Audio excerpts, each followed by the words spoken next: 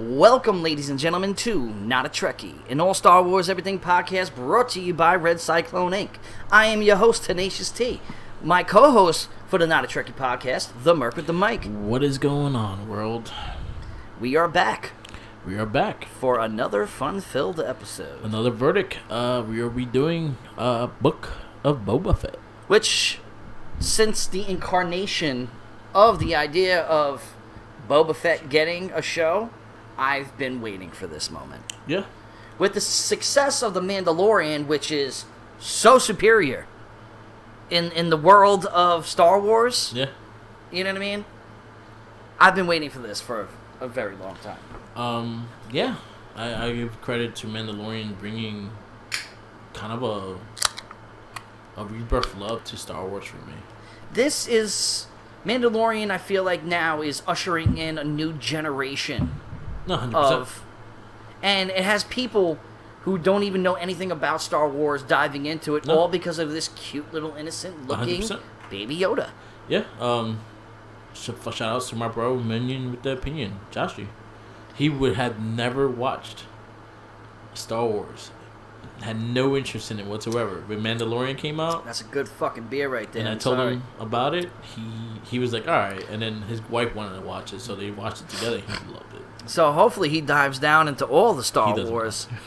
Joshy, do it. You finally cut your hair off, bro. It's time to start something new. So it shows me that it's getting new fans and old fans back to in order. I personally love Mandalorian and gave me my love back to Star Wars because I have love-hate for Star Wars. I again, going through these movies again, I found a lot more things I did not like about them, but then I found things that I truly cared for, especially like Rogue One and Mandalorian.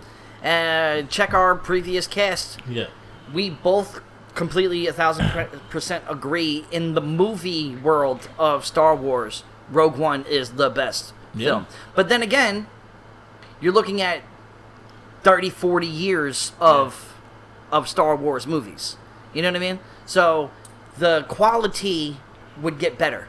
Also, I think one thing that we tried our best is try to take a nostalgic out of our verdicts. I mean, I still will always have a little bit, even though I was 21 years old when I actually fully watched all of everything. Yeah.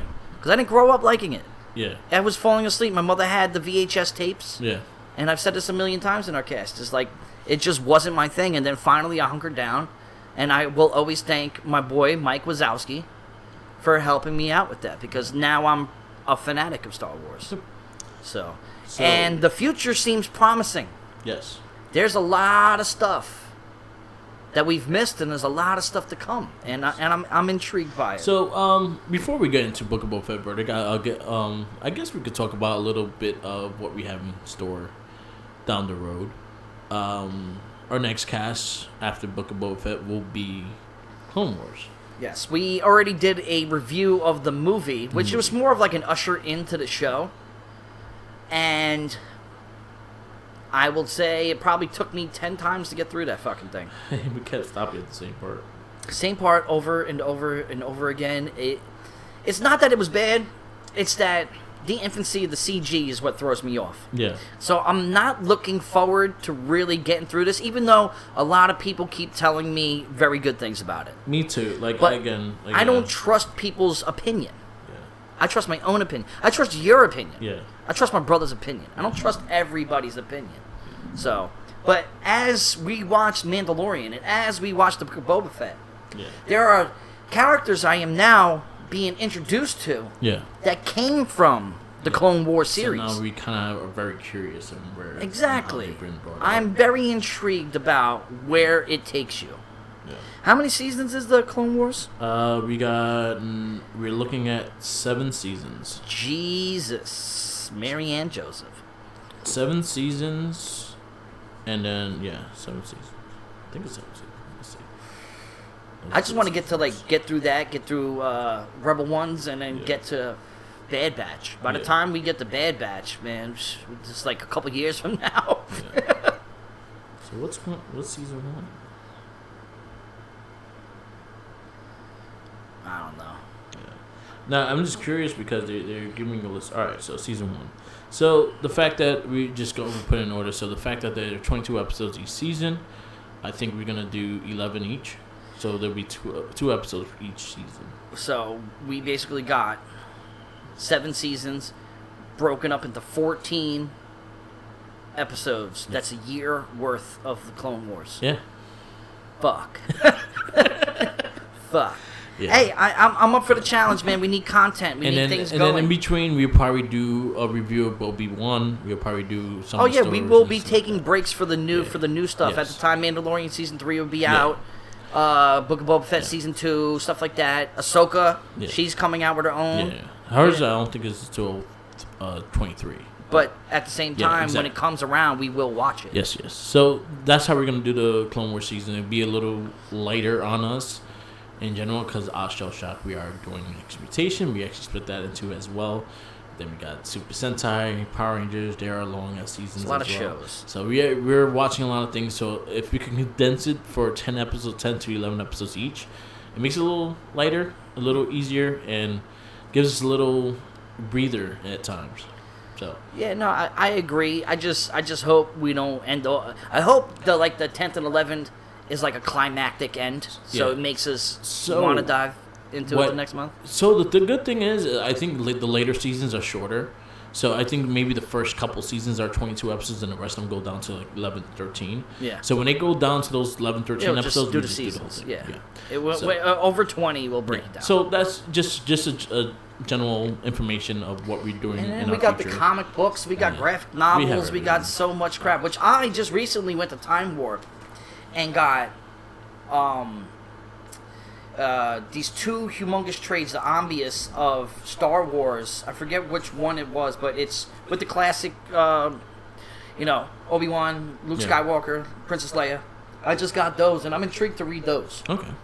So maybe in the future that will probably be either that or Darth Vader would be the first of the comic books. Okay. And you never know, we might want to throw it in here and there just for fun. We do plan to have some shoot the shits and maybe one-off episodes that doesn't really aspire to everything, but just to have you a feeling if we want to take a break because our brains are too fried. Exactly. So those are things that are happening. Those are coming in the future. So we just want to give you a synopsis of what's going to come up next.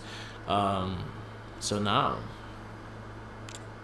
any news on that? Has there really been any news? Besides Obi-Wan, they had the last 2 trailers. I haven't watched a single trailer. You haven't watched a single trailer? Not a single one. I kind of don't want to. Yeah. But I know if Jon Favreau is behind it, it's going to be good. So Jon Favreau is too. So the person directing it is the person that does Clone Wars. He also was responsible for the last episode of Mandalorian. He did a couple of Mandalorian episodes, and he also was the man behind the last episode. My man Carl Weathers had a directorial fucking thing. Book of Boba Fett. Yeah, but I was talking about the Mandalorian. Yeah. Carl Weathers is in it. The fact they got fucking directors like Robert Rodriguez to do shit like that. Yeah. It's cool because it's not one person's vision. Yeah. It's a collection. It's like you ever seen Masters of Horror? Yeah. Where it's like Wes Craven did one, somebody else did one, somebody else did one, somebody else did one. Mandalorian was exactly. You know what I mean? Like I like that feel. Mm-hmm. So it's not like one person's biased. It's a story that needs to be told and shown off in the view of a different director. You'd be surprised how many TV shows do that. I never really look at the credits like that. So because one of your favorite shows, Shameless, there was a lot of episodes that were directed by the lead actress. Yes, her name is Emily, I think. Yeah. And then also this guy. You're talking about Fiona. And then this guy, William H. Macy, directed a couple episodes. Yeah. So there's Isn't his wife in jail right now? I think so. But yeah, so Mandalorian did the well because you also had the director of Thor Ragnarok. He directed a couple episodes as well. What's his face? He's amazing. Takagi. Yeah, he's just amazing. Yeah, so you have that. So it's cool. All right. So now, the topic at hand, the book of Boba Fett. The book. So what now, was the book? I don't know. Was there a fucking book? Was it a chapter book? Did he write it? A novel? Was it a list of bounties? I didn't see him writing anything. Not at all. I didn't even see his sidekick, what's-her-face, write a shit. Yeah, the Book of Boba Fett. Which we got introduced to, which was probably one of the dopest episodes of The Mandalorian, is the reintroduction of Boba Fett. If you go to our Mandalorian verdict, definitely check that out of season 2. You'll get our love for what Mandalorian did, and also our recap of when they brought back Boba Fett. Now, Boba Fett has been a beloved character of Star Wars. Just the Christmas special. Forever and ever. The toy was made before he was even introduced into the world. And there is more lore about this character, more than any other character in Star Wars. Yeah. There was no real backstory until we got the prequels. Yeah. When we got the prequels, we found out that he is a clone of Jango Fett. Yeah. Which Jango Fett is the specimen that was used for all the stormtroopers for the beginning of it. The first batch. Yes, the first batch of Clone Wars. But he decided to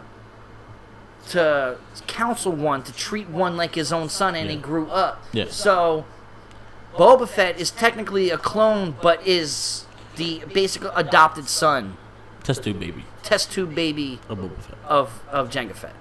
Jango Fett, yeah. So he was raised and became this fucking badass bounty hunter who really didn't say anything too much. He just said something to Vader and the Empire. And that was the only few words he had. And then he got eaten in a hole. And I think he talked in a Christmas special. He was cool in the Robot Chicken episode, though. He was hilarious. It was fucking awesome. Which I would love to dive back down into that. Robot Chicken was fun.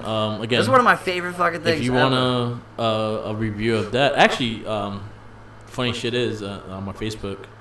The history of things. Yeah. We released the Robot Chicken episode like a year ago. This. That's dope. This week, yeah. So we do have a Robot Chicken. Well, we have a spoof episode. So pretty much we talk about all the we did Spaceballs. Star Wars spoofs, but mainly was Robot Chicken because that was, I think, our favorite one. I was truly wowed by it. Yeah. I didn't think I was going to like it because I didn't really grow up watching Robot Chicken like that. You know what I mean? And Family Guy did an all right job. Yeah. It's funny. It's clever, but it's not Robot Chicken. Yeah, Robot Chicken went to the next level. And shit. It was amazing. Yeah. But so that is basically, as we know in what was it Attack of the Clones? No. Attack of the Clones. Attack of the Clones. Yeah. Attack of the Clones. Jango Fett got killed in battle when the shit hit the fan. When the code happened for the stormtroopers to murder everybody. No, he died that was in movie. Revenge of the Sith. He died in the second movie. That was Attack of the Clones. Yeah, Attack of the Clones. He died. Okay, so he died in. He died in that pit. The pit. No. Well, in the pit, the battle pit. The battle pit. At the end, but that's where the code. I forget the name of the code. So Order 66 didn't happen to the next movie. Yes, but that's where Jango Fett died. Jango Fett died there because Mace Windu killed him. Yes. And in Return of the Jedi, was the last moment of Boba Fett. But I was talking about Jango Fett. That's where you see Boba Fett as a child. The first time he picks up the helmet that has his dad's dead head. Exactly. Well, no, his head wasn't in it. It was just the Mandalorian helmet. His head was in it. No, his head was not in it. His head was in it. No, it wasn't. It was just, bro. If a lightsaber cut you in the neck, the head probably rolled out. It was in it. The head was. Now, keep in mind, he's not supposed to have a Mandalorian suit at all. That was gifted to him, so it wasn't molded to his head. It was probably somebody else's fucking shit. His head was in there. We did not see where the head go. There's no blood around the helmet. It would have been leaking. No, it would not. It would have been because it would have been cauterized. Yes. It would have been cauterized. Yeah, I guess you're right. His head was in there. I don't think his head was in there.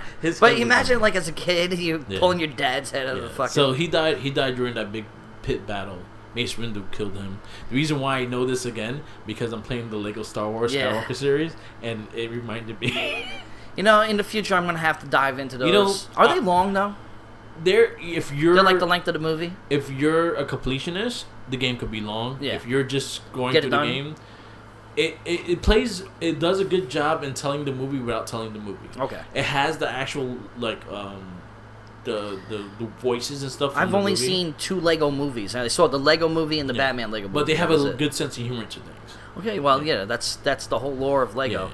You know what I mean? So like, there's a part with Sidious when he's like the regular human, and then when the person turned his back, he puts the hood on, and then he turns back and he's just the regular person again. And then he goes again. I gotta check them out. Maybe for the Game of Rage podcast, I might have to dive down into Lego Star Wars is cool. The new one just came out, the Skywalker saga, which I've been playing. I already did the story mode, so yeah, it kind of gives you a rundown of the story without having the full length of the story, but you kind of get where it's going. Okay. And they add their sense of humor to it. Okay. Well, I'm definitely gonna go check those out. But so that was the little background of Jenga and Boba Fett, which in the book of Boba Fett we get a little bit more into his background. Yeah. You know what I mean? So we're gonna break this down by episodes. Just do quick reviews. This doesn't have to be dramatically too long. So I was just going to give you the little synopsis shit. So episode 8 first aired December 29th, 2021. It was a little Christmas gift for Disney+. It was nice. That and Cobra Kai came out at the same exact time. We have our stars. We have Tamira Morrison, which is Boba Fett. We have Ming-Na Wen, which is Finnish. Okay. Which is Chung-Li in what Chung-Li in Street Fighter. Yeah, but the old Street Fighter. She will always be Chung-Li. Like the Jean-Claude Van Damme. She was the best thing of that movie. The Jean-Claude Van No, what's his face? Fucking. Raul Julia was great, but she was the best character in there. I'm talking about Major Bison. What's his face? Raul Julia. Yeah. Which, he passed away right after that too. So that was the last movie. Who is what you call it? What the fuck is his name? He's Man Bison. No, in Adams Family, he's the father in Gomez. Adams. Yeah, Gomez Adams, which he'll forever be that. Yeah. I can't even recall anything else besides him playing that role. You know. So funny thing with Ming-Na Wen, she's the first person to not only be a Disney princess, she also was in the Marvel, and she was also in Star Wars. Oh, so she is Disney royalty. All 3, yeah. Because she was in Agents of S.H.I.E.L.D. Okay. I've never seen Agents of S.H.I.E.L.D. It was okay. It just didn't really do it for me. The first 2 seasons... The same thing with Agent Carter. I didn't watch Agent Carter. Agent Carter was great. I just like her. The first season was great. The first season's well worth watching. I was in love with her ever since that biopic on Jimi Hendrix that Andre 3000 played. Jimi Hendrix. She was... The first season was great. First season is well worth watching. The second season wasn't as good, but you saw where they were going with it. She was good. Agent Carter was good. Agents of S.H.I.E.L.D. had ups and downs. 6th season, I think it starts where it picks up. First season wasn't that good, but season 2 all the way to the last one had some good stuff. Wasn't she in like a couple episodes of Smallville? I feel like I saw her in a couple episodes of Smallville. Probably, I'm not sure. I don't know, because then that would bring her crossing over. Well, in the Disney universe, because Disney owns Star Wars now, so she's part of Star Wars, Marvel, and Disney because she was Mulan. Somebody else is royalty like that too. I forget. Because she's voiced Mulan as well. Yeah, somebody. And she was in that Raya dragon flick that came out. I don't know. I'm not really familiar with her IMDb like that. Yeah. But I just remember her from Street Fighter. Yeah. She was just. And she looked really good in it. So. Chung-Li, again, she will always be Chung-Li to me. To this day, if I see her in something, I always say Chung-Li. But she got introduced in The Mandalorian as this sniper bounty hunter. Yes. Who was badass. Yes. You know what I mean? So she got left for dead in the sands of Tatooine. And we find out in the series what happens. So I'm not going to go that deep into the actors' names because it kind of spoils the story. Yeah. So but Boba Fett and her, those are the 2 main characters you really need to know. And then when we go from there, you kind of know who's who. But it had a great cast. It had like Danny Trejo popped up. He was only in it for like a split second. Mandalorian. Pedro Pascal's in it. Luke Skywalker if you're living underneath a fucking rock with the Mandalorian is. And then also past characters from Mandalorian, which is to me the dude from Justify and shit. Yeah. which he, for me, is more of like the girl next door. Yeah, that's where I remember her from too. That's literally where I got introduced. Yeah, he's to the porn dude. Yeah. He gave him ecstasy and punched him in the fucking eyes. Yeah, I remember him. He was all justified too. Yeah, I know. My shouts out to Mike Wazowski. He keeps telling me to watch Justified. I was always told to watch it too. I never did. Never did it. Never did. I remember him in Live Free and Die Hard, though. I thought he was badass. He was good in that. He's probably the best part of that fucking Die Hard movie. He was also in Office for a little bit, like for 2 for episodes. a couple episodes. Mm-hmm. Yeah. He's a good actor, and he's also Hitman. Yeah.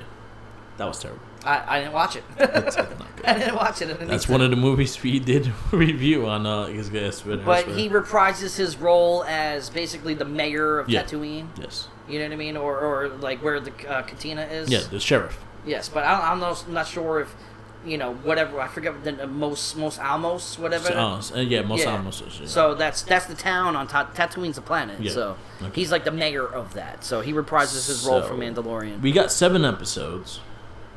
Some of them fluctuated with runtime, though. Yeah. You know what I mean? Like some episodes were like 36 minutes. Another one was like an hour and something. Yeah. Like when we get to like the epic episodes, that's where I think like they utilized their time right. So got chapter 1, which is Boba Fett and Finis receive a series of guests who attended to pay their respect. However, tensions rise, and when one guest doesn't bring a tribute. Okay, so what we have here is Boba Fett's return to Tatooine, where he takes the throne of Jabba the Hutt. Yeah. And then we also get a little background of how he got out of that creature. Yeah. You know what I mean?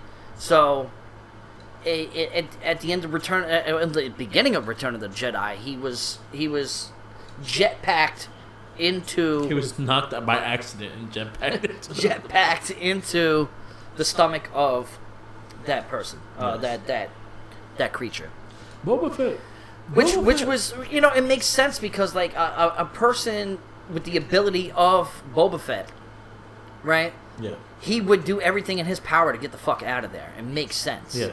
You know what I mean? Like, in Robot Chicken, I remember he was just sitting there like, damn, it's going to take me 100 years to digest. You know what I mean? So it's like, that scene was crazy, though. Like, there was another stormtrooper in there, and he takes the air from him, and then he just punctures a hole into the stomach line and just burns it out. Yep. But I never understood. I can't stand movies or shows when somebody that's buried crawling out of the sands. Like, you see their hand come up crawling out. It's impossible. Where are you pushing the sand to move? It doesn't make sense to me. I never understood it. Somebody who's buried alive 6 feet below the ground. Yeah. How the fuck are you getting out? It's impossible. You can't condense the sand that much to be moving around. Yeah. Unless it's loose soil. But that's neither here nor there. All right. But yeah, he reclaims the throne. Well, he doesn't reclaim it. He claims the throne of Jabba the Hutt, and then the mayor's assistant dude comes. Yeah. And basically extorts him.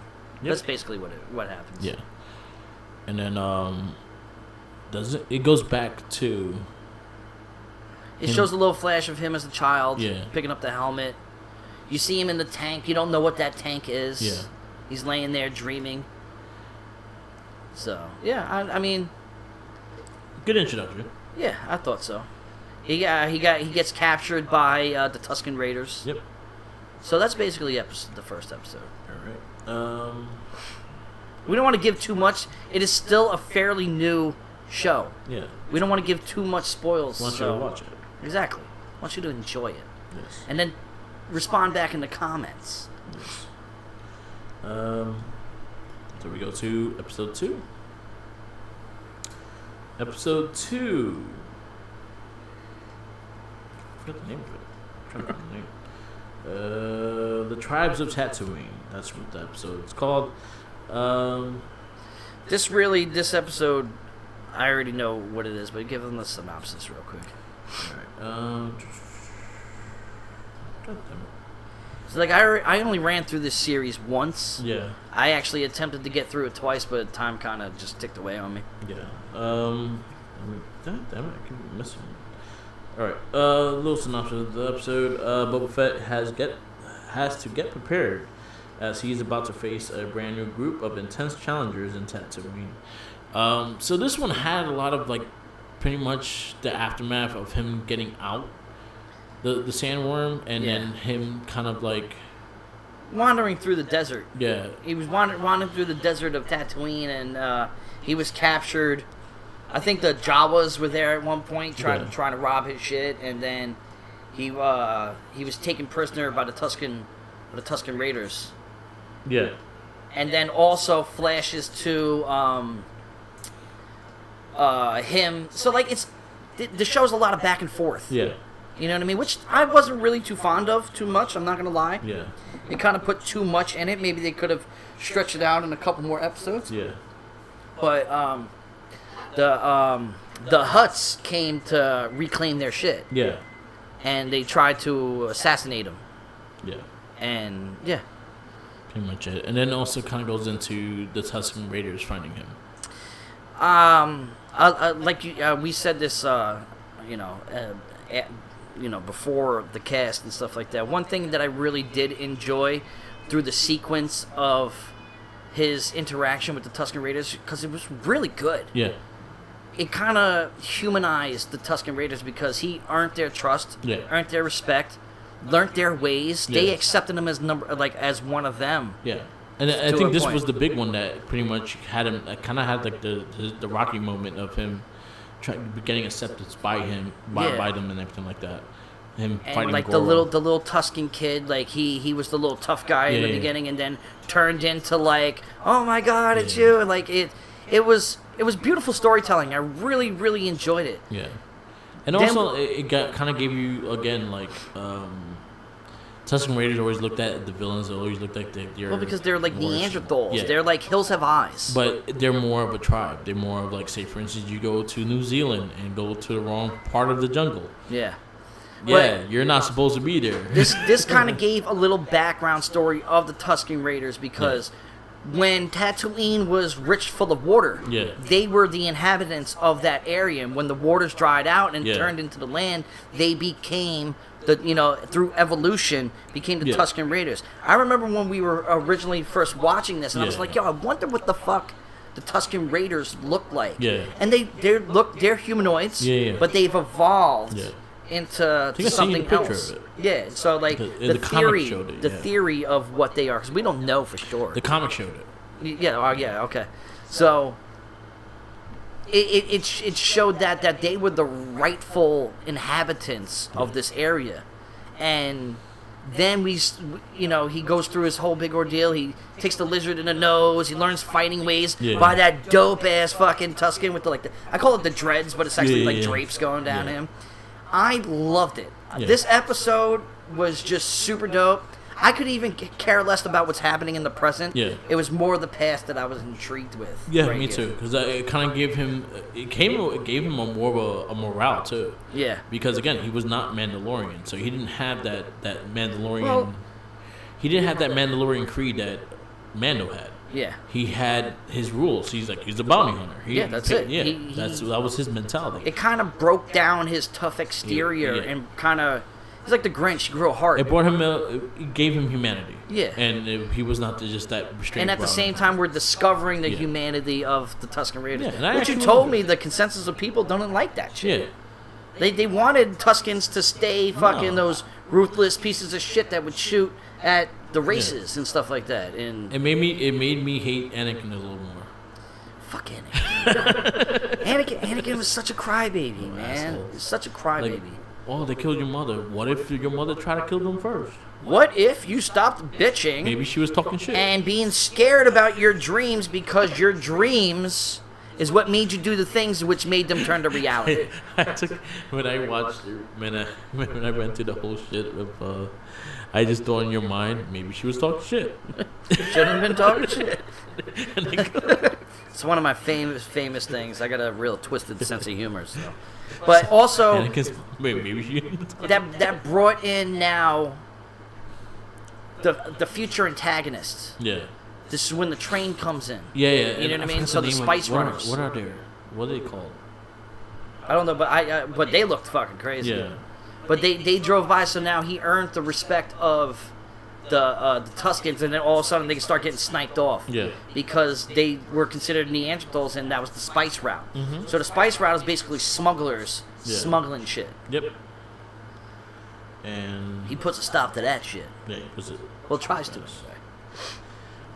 That train scene was pretty dope too. It really was. I mean, a lot of Tuskens died in the process of that. But when they took it over, it was a celebration. It was great. I could talk about that episode for an hour. Yeah, but I actually really enjoyed it. It was a cool episode. We get episode 3 when Boba Fett gets prepared as he has to deal with two very different threats and how they will impact him. So basically, after taking... He finds out the mayor tries to assassinate him. Yeah, so the mayor's trying to assassinate them. Oh no, there's a hit on him because the Fets. Yeah. Then there's the train that they kind of go back into the train thing with the Tusken Raiders and things like that. And then it goes into the future, and then goes into that there's a bunch of hits on him. Not only the mayor has a hit on him, but... Well, you got to understand this town is fucking corrupted. Jabba the Hutt had a hold on it where it was straight fear, which fear is it is a very strong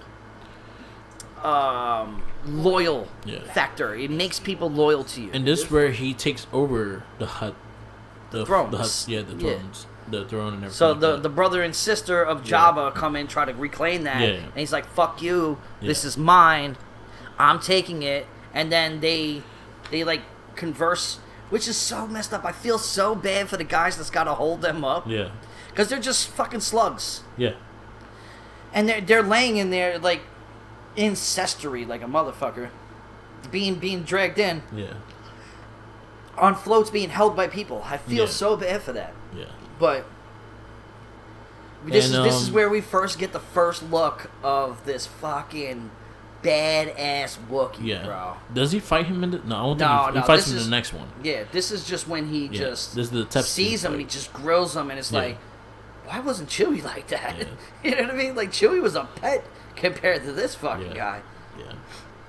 Doesn't he rip somebody's arms off, too? He does. That's just a fucking nod. I love it. Chapter 4, Boba Fett recalls partnering with Fans as to reclaim his ship, Slave One, from the Jabba's fading empire, which is now under the control of Bib Fortuna.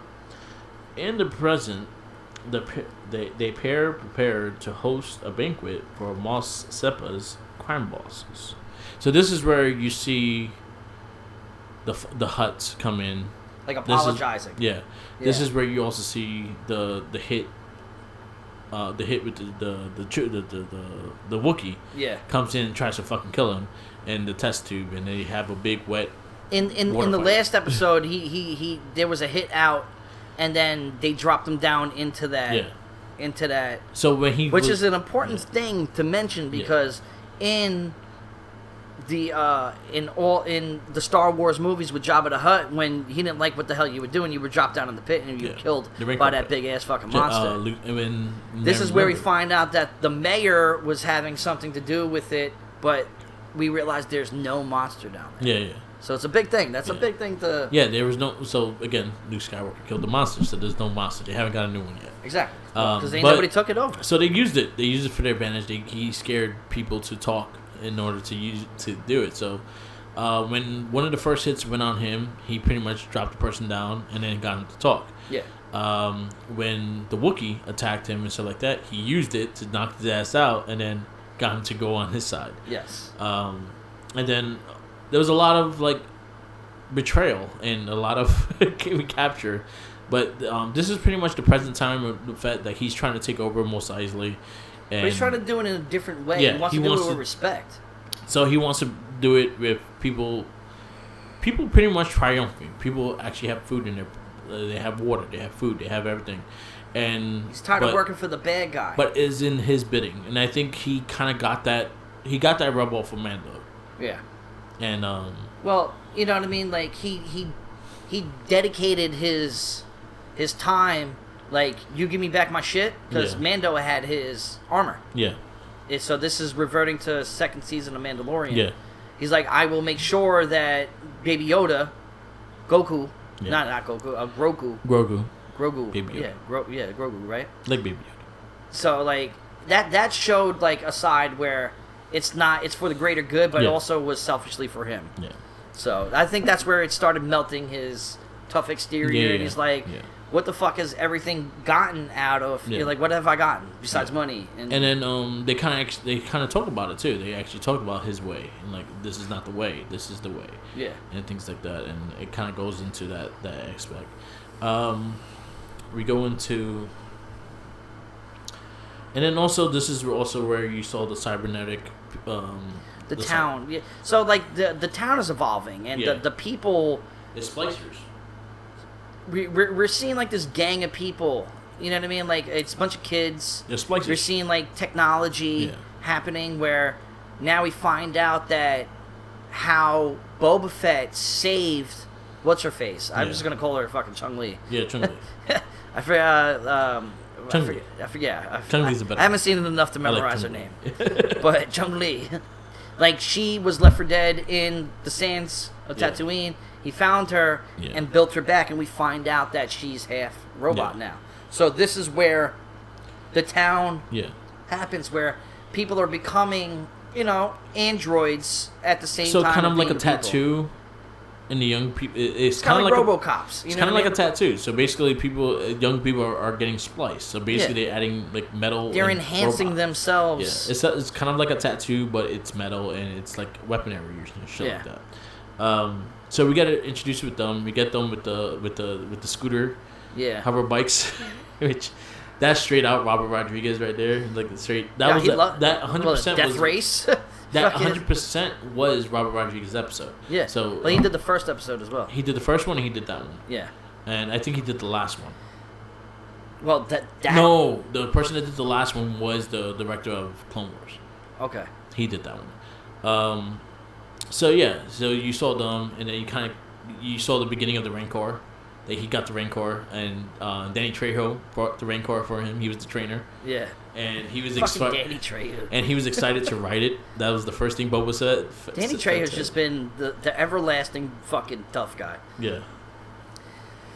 But this is when we get introduced to the gunslinger. Yeah. That's when we get introduced to him, right? Yeah. Where he comes in and like he's like kind of like. Oh, you're talking about Cloud Bane. Cloud Bane. So you don't see him in this episode. You kind of see when he got hired. Okay.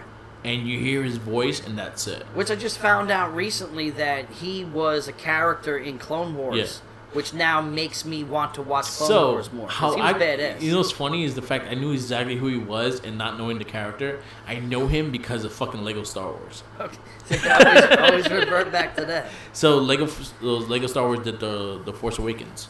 They did that game, and then they also did DLC for Clone Wars, for Rebels, for Mandalorian, and a couple other things. So he was in that. And I was like, "Oh, he looks mad familiar," and it was that. So it's like now we got with Mandalorian and this, we got introduced to two characters that was in Clone Wars, which is Ahsoka, which I knew who Ahsoka was, but I just never knew the history of her. So Clone Wars is gonna dive into that. Yeah. Cloud Bane, he's in that as well, so that makes it more enticing for me to actually try to pay Mandalorian attention. Girl. Yes, her as well. Yeah. With Sasha Banks. Well, Sasha's character is not in. Yeah, Clone no, she's Wars. not. The main girl. The main girl, yes. Yes. So we were all played by the same characters too. Yeah, they're all voiced by the same people. So which is super dope because their likeness in the CG is them. Yeah. Except for young Ahsoka, I know that she gets older through Clone Wars, and Rosario Dawson's playing. But in the infancy of her, it's not her. Yeah.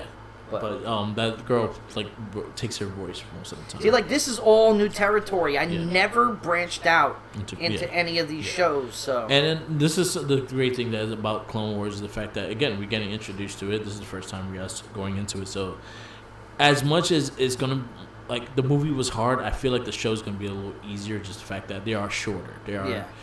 There are 20-minute episodes, and trust me, we go through plenty of those with the Morphin Cast. So. It'd be good. So Chapter 5 and Chapter 6. Chapter 5, Chapter 6 is pretty much like a prelude to Mandalorian Season 3. Yeah. And so the chapter 5 is the Mandalorian reunites with the survivors, which is of the tribe. just an episode of Mandalorian, bro. To find out more about the Darksaber before traveling to Tatooine with new gear to meet Chung-Li and Boba Fett to discuss the upcoming war. I love that. So I actually really dug that because they asked him for his thing, and he's like, yeah. I mean, we got Luke Skywalker back. Yeah. We got Ahsoka back. Not in this particular one yet. I thought it would be chapter 6. Yeah, no, we're doing 5 right? Okay. So 5, you pretty much go. We were talking about like the. So the it shows you where the Mandalorians are hiding now, and it's only a few of them. There's very few of them. I think it's only 2 of them now. So pretty much he gives her the last of the Biscard shit that he had, and he wanted to make armor for Grogu. Yeah. And she was saying that. This is when he gets excommunicated from the Mandalorian way, which is the old way. Mm-hmm. And we found that out in 2nd season of Mandalorian that the old way is really not the way anymore. Yeah. You know what I mean? Which one of the greatest episodes ever, with Bill Barr, really brought that to light when he takes his mask, takes his helmet off. You know what I mean? So it's like. That way is old. Like I totally, and he has the black saber, and in order to lose the black saber, you have to lose in battle. Yeah. And the other Mandalorian dude tried to take that shit from him. Yeah. You know, I don't want to give too much away from it because it's still a freshly new. Y'all had months to watch this shit. I could care less if y'all. I just feel bad. I don't feel bad for you. Or I just don't remember too much. Exactly. That's more. But this one actually goes into him getting banned from the Mandalorian. The fact that he showed his face. He showed his face to Grogu, and that was the only main one that he actually. I really dug that space city. Yeah. The fucking circle. Me too. It reminded me. You know what it reminded me of? Remember Thor? When Thor was making Stormbreaker. Okay, yeah. It reminded me of that. It reminded me as well. The movie The Martian with Matt Damon. Yeah, that was kind of sort of what their ship looked like as well. All right. You know what I mean? Yeah. So that pretty much goes into that, and then he lines up back in Tatooine, and then he sees Chung-Li. She's gonna be Chung-Li for the rest of the always be Chung-Li. But the Tusken Raiders get massacred. Yeah, they get massacred, and then they kind of go into that, and that was sad. Yeah, that was sad. Because now because they were Neanderthals to us and everything else, and now they're like liked them. I felt. I was mad. He was like the uncle to that little Tusken. He was like the uncle. I loved it. Oh, Doom. That's Loki. Loki loves Star Wars. So yeah, and then that happened, and then pretty much when he asked him for the favor to help him with the war, man, it was like, I'll do it for free. Yeah. And then at least from there, he had to do something first, but he would do it for free. Oh man. And then Homegirl gave him a new ship. He got the little Jerry girl. The little Naboo ship from Star Wars, the first Star Wars. And he got that, and he was able to fly. And then it kind of leads into going to Chapter 6, which was pretty much Fett is still getting his alliance going right now, but this is more of a Mandalorian Season 3 when we see Grogu training with Luke Skywalker. And you actually see him actually training with him and things like that. And then also you see Mando coming to the planet where he's at. And seeing him, and Grogu's so happy to see him. And Ahsoka was trying to get him out before he sees him. Yeah. Well, because we know through history. Yeah. Now, history repeats itself. Yeah. We know what happened to Anakin. Yeah. This is a bad thing. I'm going to be honest. This is not a good thing because now Grogu has emotion behind him. That's not a good thing. You know, the thing is funny, and I actually was really looking at this too in a different way, is the fact that I forgot what I read, but it made so much sense. And it was more about why give up the things you love when you could take care of it. Yeah. It was more about just so I think this is something I'll give. So the whole thing with Luke Skywalker and him talking about him and coming back to him is like you had to choose, because if you choose, you had to do this alone. Yeah. If you still want to see him, then you cannot do this. So he Which did is not. like a horrible ultimatum, you know? It is and it isn't. It makes you harbor feelings. No, but which could brew into something worse. So what happens is though, and I think what works out and then goes into chapter 7 is that Luke gave him the choice. Luke didn't pressure him to keep becoming a Jedi. He just said, and then one thing I liked about it too is the fact that Luke didn't pressure him. Yeah. Luke said, well, Luke went through a different cycle than everybody else so did. he gave him the option. He's like, I don't want to train you if you're not into this. He said, you could go back, but you cannot come back here. You'll still have the Force, and you'll lose it little by little. But, well, that's if he doesn't train with exactly. it. But you know, he was training him. Yeah. And I think the choice is more of a. You don't have to lose it. You don't. One thing the choice really hinders a lot. It makes you choose because if you have emotions in the beginning, they did this to Anakin. But they tried to harbor that but that's shit the from problem. She said, but that was their problem is the fact that they try to force it. Yeah, the Force tried to force it. No, as in the Jedi try to force it. Yeah, the council. Jedi, you know, if you really look at the council and the Jedi council and shit like that, they were kind of like a Buddhist. They're very strict. They're very straightforward. This is what you need to do. This is what you can't do. Yeah. As in, Luke was still kind of loosely off the Jedi. Like, he was trained, but he wasn't trained in the ways as in, he wasn't forced like Ben was with Quan Jinn. Yeah, or he was with, a kid. With Anakin, with Ben. Yeah. He had more of an options, and they let him kind of go in the way instead of having to be forced in the way. As in the other ones were forced in the way because they were already being trained, and you have to do this. It's like the Mandalorian way. And you were raised to be that way when in reality the world doesn't work. And that I way. think what's gonna happen, and this is something I think is gonna go in season 3, and I think is gonna lead into something is the fact that if you actually really look at the Mandalorian way, it's very similar. In very way, as much as they are enemies to each other, they're very similar. Well, technically, the Force would be behind them because the Force is the overall life force of the universe. Yeah. So the Mandalorian way is they're still backed by the Force, regardless if they are channeled in and tuned to it as it is. Yeah. You know what I mean? And we're seeing the growth between those two worlds and colliding with maybe a far more advanced version. The one thing I could see being a cool thing and something that could be probably even better for Grogu is him having the belief in both. Yeah, love overempowers everything. And where love was hindered before, they told you can't. And you also got to remember this little Yoda is pretty much getting tortured by every fucking person he meets. And one person that did not torture him is the person that believed in his him father most. figure. Yeah. They have the greatest relationship. They changed each other. What I did like is how when he presented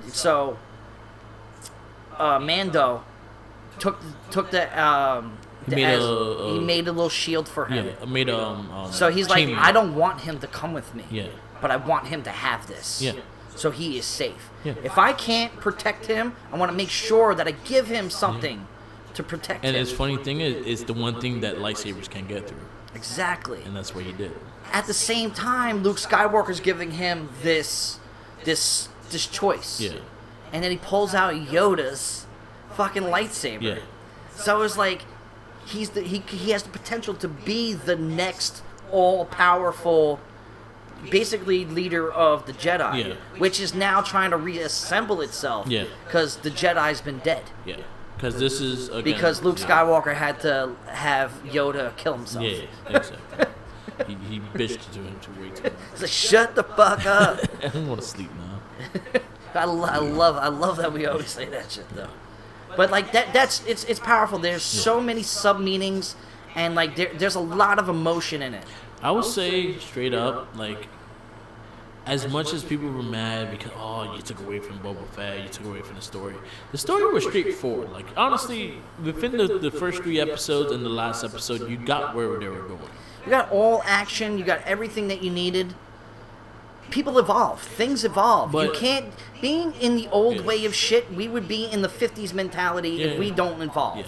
You know what I mean? It's called a renaissance. So I personally love these episodes. I personally love these. Even though they were more Mandalorian than they were Boba Fett. Yes, 100%. But it also kind of gave me hope and gave me a very straight look at what season 3 is going to bring. Yeah. Like, you had no clue where season 3 was going to go. So you kind of combine the two and actually tell the Grogu and Mando story within the time. It's fine. They are going to now be like the Han Solo and the Chewbacca of like this generation. Yeah. You know what I mean? Which I know they're in comparison are nothing alike. Yeah. But like the connection between the two, you can't see Han Solo without Chewie. I think Grogu is going to be a whole different character down the road. Well, keep in mind, he's 50 years old and still looks like a baby. Yeah. So he's going to outlive fucking everybody. Yeah. You know what I mean? Yeah. So. And that was also something that Luke brought up, is the fact that you are going to see many people go away because the way your lifespan is.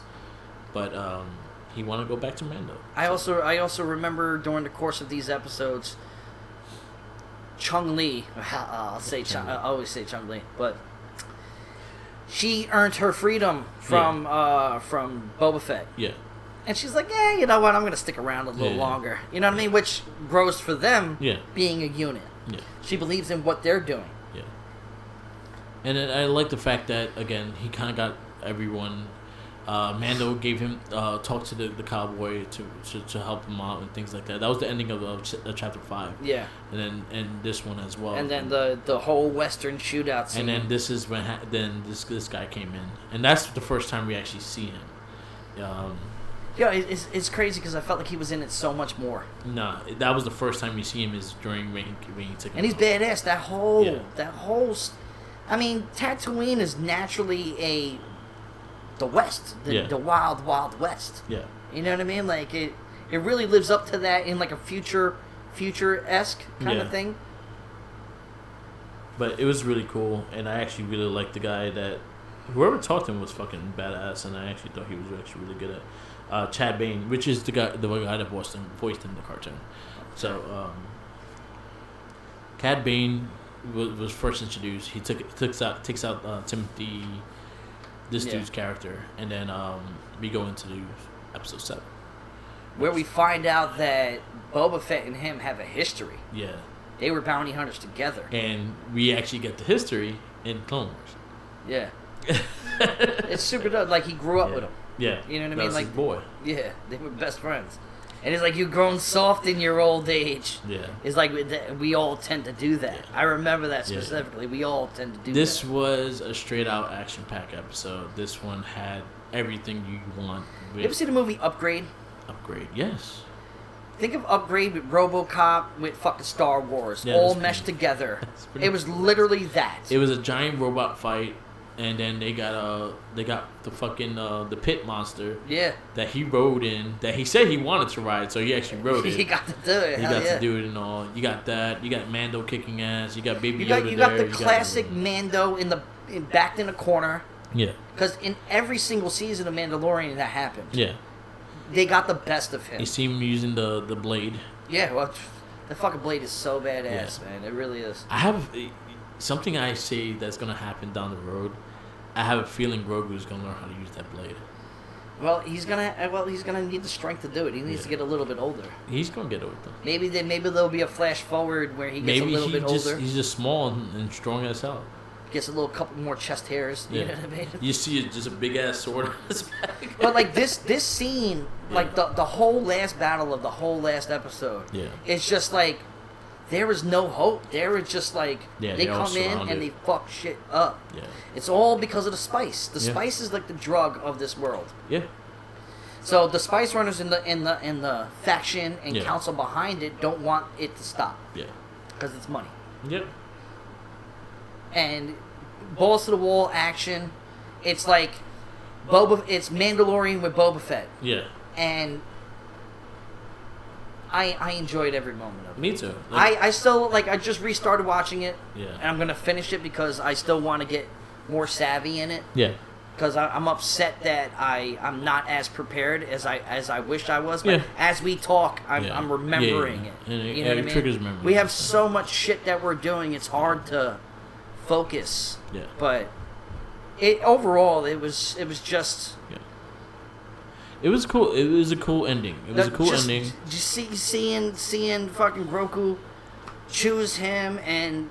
They saved the city. Him stopping the brain car and then going to sleep right next to him. Yeah. I mean, it's so cute. Like there is no lack of awe factor with Baby Yoda. I think we had a great. I think it was a great end. And it was just a fun episode, and like just every battle was actually pretty good.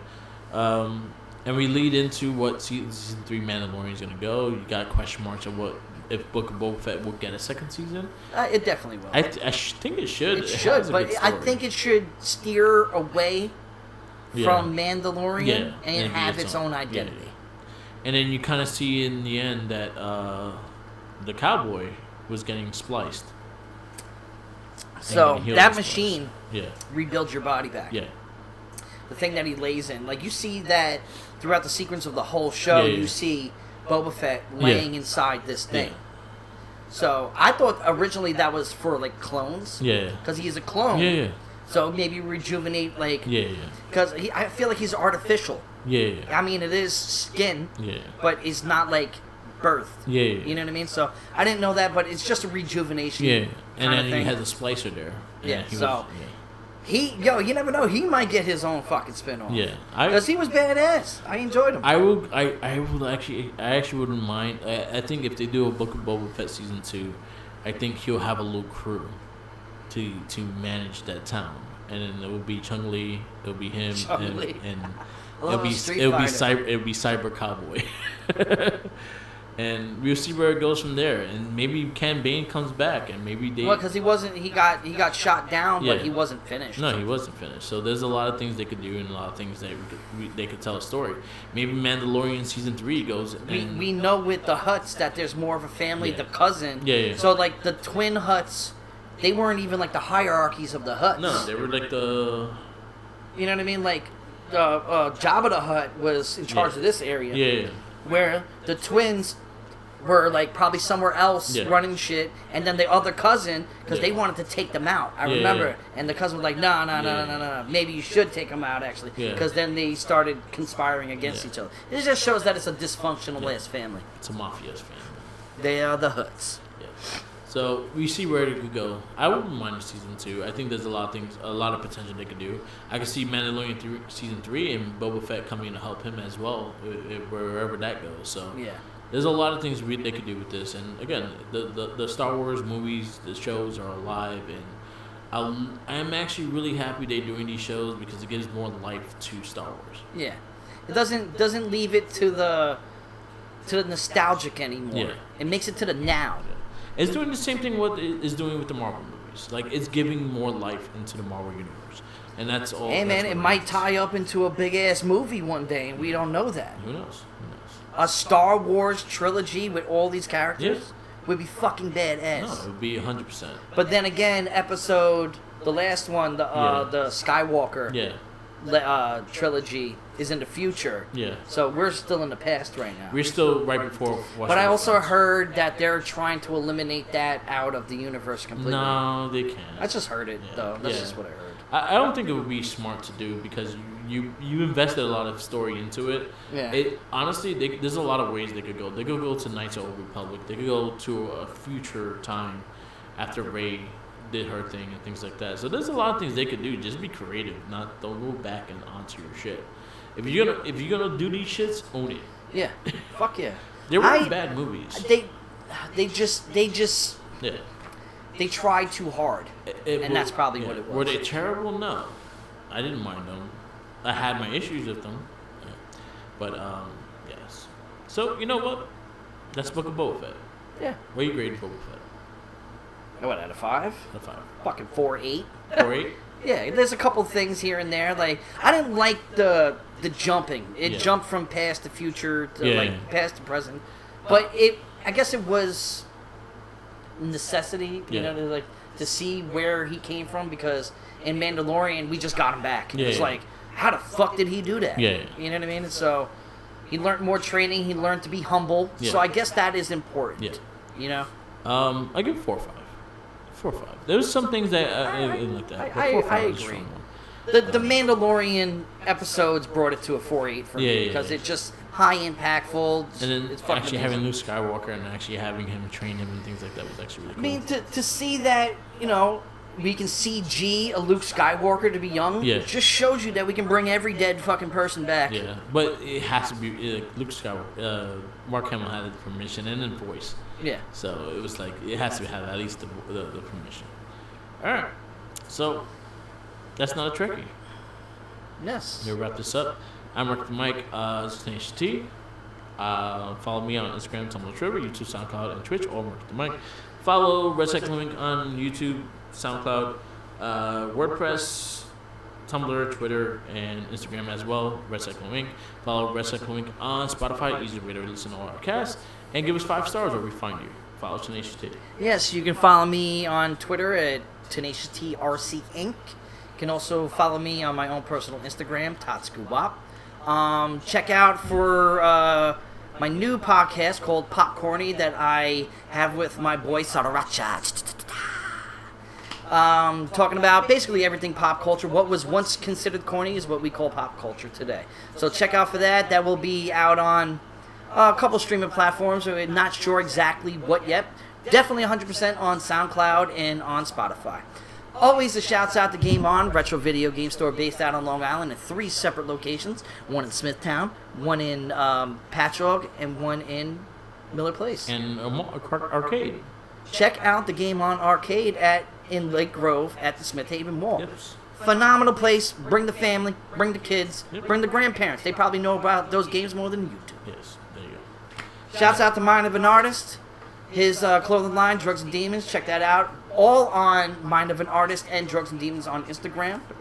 Always a shouts out to my man, Michael Wazowski. For without him, I would not be in love with the Star Wars universe. Always a shouts out to my brother who rode out with me. Always throughout this Star Wars saga. All right. Peace out, laters, and again, Star Wars wise, we still Fuck say Zordon. Fuck Zordon. You know what? Don't feed the Jankies. Don't feed the Jinkies. And Shouts out Anakin to Louis Beans. is a dumb